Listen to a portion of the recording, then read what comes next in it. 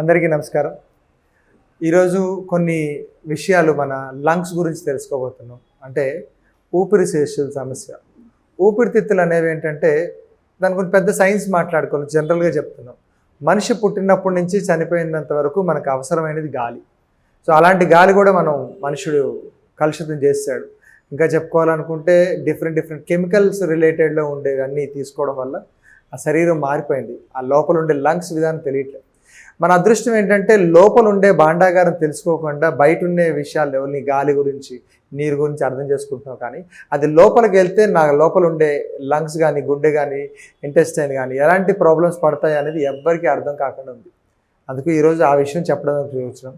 మనిషి పుట్టినప్పుడు తీసుకునే మొదటి శ్వాస నుంచి చనిపోయినంత వరకు ఆగిపోయే లాస్ట్ శ్వాస వరకు మీరు నిరంతరంగా జరుగుతుంది. నిమిషానికి 17 సార్లు ఎక్కువ బ్రీతింగ్ జరుగుతూ ఉంది లోపల. మన పూర్తి జీవన విధానం మొత్తం మన లైఫ్ ఏదైతే ఉందో లైఫ్ స్పాన్ మనం ఎప్పుడు తీసుకునే గాలి మీద ఆధారపడి ఉంటుంది. అదే ఆ తీసుకునే గాలిలో ఎక్కువ మనకు ప్రాణవాయువు ఎక్కువ ఉందనుకోండి, ఆక్సిజన్ లెవెల్ ఎక్కువ ఉందనుకోండి, మనకేమవుతుంది ఆకలి దప్పిక ఇవన్నీ తగ్గుతుంది. మనం అదే ఆహారం ద్వారా మనం తీసుకునే ఆక్సిజన్ లెవెల్స్ కొంచెం ఎక్కువ ఉందనుకో ఒళ్ళు ఏమవుతుంది పెరిగిపోతూ ఉంటుంది. అంటే ఇవన్నీ ఎందుకు చెప్తున్నానంటే బ్రీత్ ఎనర్జీ, ఆ బ్రీత్ ఎనర్జీని మనం ప్రాపర్గా యూటిలైజ్ చేయకపోవడం వల్ల లంగ్స్ అనేవి చాలా కుషించిపోతున్నాయి. నిమిషానికి తిప్పాలనుకుంటే మనం 30% మాత్రమే లంగ్స్ని వాడుతున్నాం, రైట్? అంటే పూర్తిగా తీసుకోవట్లేదు. నేను బెండ్ అయిపోయాను, మాట్లాడుతున్నంతసేపు బ్రీత్ జరగదు. దానికోసమే ప్రాణాయామం, దానికోసమే ఎక్సర్సైజెస్, దానికోసమే ఇన్ని చేస్తున్నంత. సో ఇప్పుడు మనకు కావాల్సింది ఏంటంటే మన గాలిలో మనం ఉండే చుట్టూ గాలిలో నైట్రోజన్ రిలేటెడ్ కానీ ఆక్సిజన్ రిలేటెడ్ కానీ ఎక్కువ ఉందా లేదా చూసుకోవాలి. అంటే ప్రాణవాయువు ఎక్కువ ఉందా, అంటే చెట్ల దగ్గర ఉన్నామా, ఒక పచ్చని గాలి వస్తూ ఉందా, లేకపోతే కెమికల్ గాలిలో ఉన్నామా, ప్రతి ఒక్కటి మీరు గమనించుకుంటూ ఉండాలి. ఇది మొదటగా చేయాల్సిన నియమం, అంటే ఎన్విరాన్మెంట్ చేంజెస్. ఆ తర్వాత మనం తీసుకునే ముక్కు ద్వారా లంగ్స్ వరకు 7 బ్లాక్స్ ఉంటాయి, ఛానల్స్ అనమాట. ముక్కు ఇక్కడ సైనస్ పార్ట్లో ఉండేది, ఆ కింద రెడినాయిడ్ పార్ట్లో లంగ్స్ టిప్ దగ్గర లంగ్స్ చుట్టూ మొత్తం అంతా 7 బ్లాక్స్ ఉంటాయి. ఈ బ్లాక్స్ అనేది ఫ్రీ చేసుకునేది కొన్ని ఎక్సర్సైజెస్. అది మనం ఆసనాస్ చేసుకోవచ్చు, లేకపోతే మనం రెగ్యులర్గా చేసే వర్కౌట్ అవ్వచ్చు, మనం నడిచే వాకింగ్ సిస్టమ్ కానీ ఏమైనా జరగచ్చు. దానివల్ల ఏమవుతుందంటే బ్రీతింగ్ లెవెల్స్ ఫ్రీ అవుతాయి, ఛానల్స్ అన్నీ ఫ్రీ అవుతాయి. ఎడమ కుడి ముక్కు రంధ్రాలు ఎప్పుడైతే శ్వాస నీట్గా జరుగుతున్నాయో 2 లంగ్స్ ప్రాపర్గా వర్కౌట్ అవుతుంటాయి. అదే కాకుండా ఒకటి ముక్కు రంధ్రం బ్లాక్ అయిపోతే ఇంకో ముక్కు రంధ్రం రిలాక్స్గా ఉందనుకోండి, ఆ పక్క ఉన్న భాగాలన్నీ బాగా వర్క్ అవుతాయి, ఇటు సైడ్ అంటే మారిపోతుంటాయి. అదే మనిషి కాబట్టి ఎప్పుడు 1.5 అవర్కి మారుతూ ఉంటుంటాయి, అవి ఎప్పటికప్పుడు మారుతూ ఉంటాయి. దానికి మనం ఏం చేయాల్సింది, కొన్ని క్రియాస్ చేసుకోవాలి. సూత్రనేతి అని, జలనేతి అని చెప్పేసి, కపాలభాతి అని చెప్పేసి ఈ క్రియాస్ చేసుకోవాలి. లేదు నాకు అవన్నీ తెలియదు అన్నప్పుడు మంచి వేడి నీటిలోని కొంచెం కర్పూరం వేసుకొని, మనకి దగ్గరగా దొరికే యూకలిప్టస్ ఆయిల్, నీలగిరి ఆకులు దొరుకుతుంటాయి, లేకపోతే మంచిగా తులసి ఆకులు దొరుకుతుంటాయి, లేకపోతే లెమన్ గ్రాస్ ఆకులు దొరుకుతుంటాయి. ఇవన్నీ ఏంటి బాగా చిదిమేసి ఆ వేడి నీళ్ళలో పెట్టేసి బాగా బాయిల్ చేసుకోవాలి. చిటికెలు లాస్ట్లో ఒక 2-3 చిటికెలు పసుపు వేసుకొని చిన్న కర్పూరం అందులో వేసుకుంటే ముక్కు రంధ్రాల నుంచి శ్వాస నీట్గా లంగ్స్లోకి మంచి గాలి వెళ్తూ ఉంటుంది. ఎందుకు, ఇవన్నీ ఆకుల రసాలతో వచ్చిన బాష్పవాయువులు కదా.